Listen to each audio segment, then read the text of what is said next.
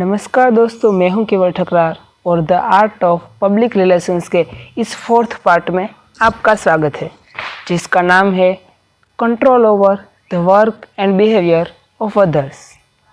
Video start करने से पहले अगर आपने इसका पार्ट 1, पार्ट 2 और पार्ट 3 नहीं देखा तो उसे भी आप देख सकते हैं, जिसकी लिंक आपको डिस्क्रिप्शन बॉक्स में मिल जाएगी।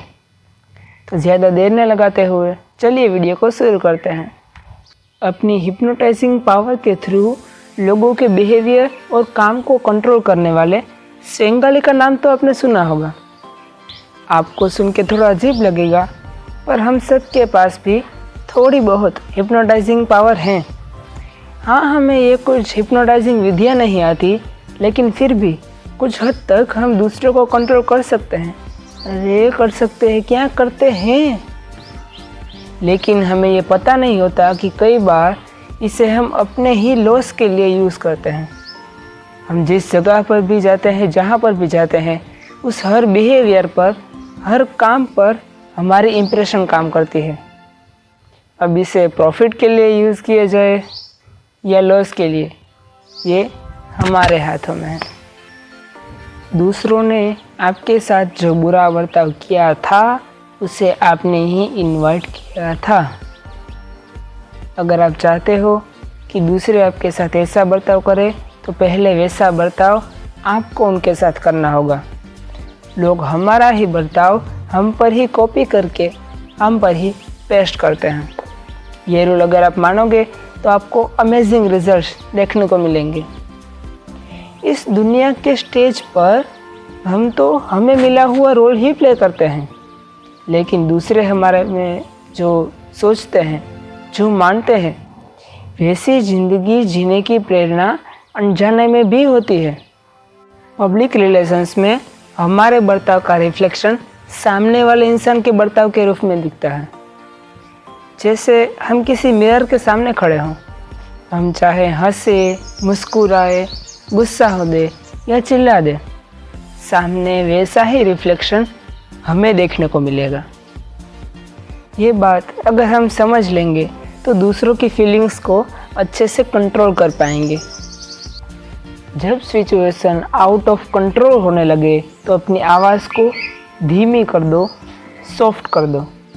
सामने वाले इंसान को न चाहते हुए भी शांत होना पड़ेगा, दैट्स फाइनल।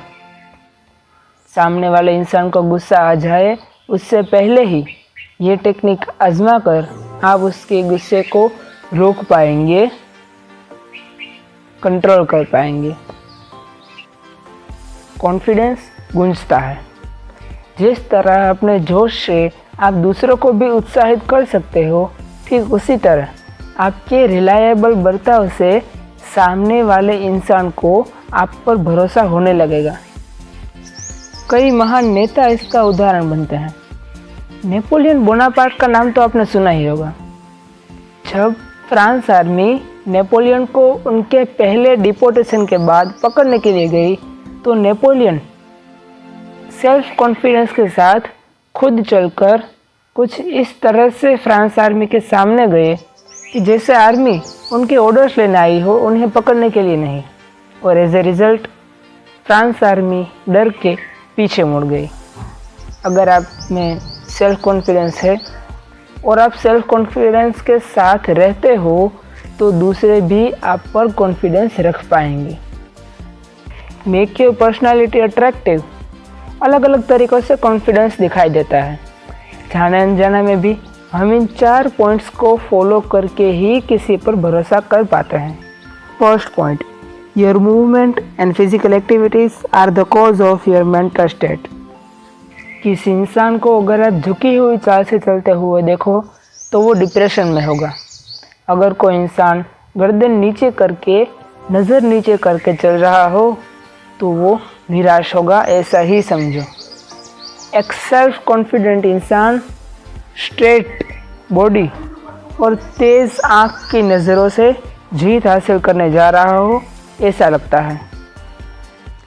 सेकंड पॉइंट, हाथ मिलाना। दूसरों से हाथ मिलाना आपके मेंटल स्टेट को बाहर लाता है। कमज़ोर हाथों से किया गया शेक सेल्फ कॉन्फिडेंस की शॉर्टेज दिखाता है। वहीं ताकतवर हाथों से किया गया शेक सेल्फ कॉन्फिडेंस की शॉर्टेज को कवर करके छुपाने की कोशिश दिखाता है।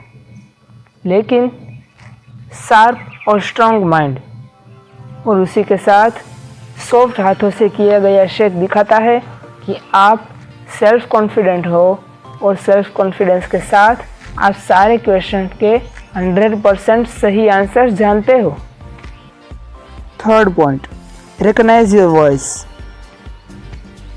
हमारे विचार हमारे शब्दों के द्वारा ही बाहर आते हैं। हमारे शब्द हमारे विचारों से ज़्यादा ताकतवर हैं, क्योंकि हमारे शब्द से सब कुछ बाहर आ जाता है। अपने शब्द को ऑब्जर्व कीजिए, उसमें खुशी और उम्मीद झलकती है या दुख। आप छोटी छोटी बातों पे शिकायत तो नहीं करते ना? आप धीरे धीरे बात करते हो या सेल्फ कॉन्फिडेंस के साथ? Fourth point, use the magic of laughter. आपकी सच्ची स्माइल सामने वाले इंसान को फ्रेंड बनाती है। भगवान ने हम सबको स्माइल के रूप में एक बहुत बड़ा झरना दिया है और हमें सिर्फ इस झरने को बहने देने की ही ज़रूरत है। और जो इस झरने को बहने नहीं देता वो कैसा होता है पता है? बैंक में लाखों रुपये ऐसे के ऐसे पड़े हैं पर चेकबुक नहीं है। ठीक है, ऐसा ही होता है। आप दूसरों की कार्यक्षमता बढ़ाना चाहते हो तो उसका एक ही उपाय है, आप उस पर भरोसा रखो कि वो अपनी कार्यक्षमता को बढ़ा सकता है। वो खुद अपनी एफिशिएंसी को बढ़ा देगा।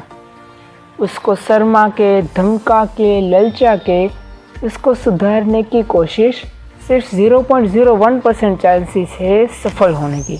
अरे कई बार तो इसके साइड इफ़ेक्ट भी होते हैं। दुनिया में कोई इंसान 100% अच्छा या 100% बुरा कभी हो ही नहीं सकता।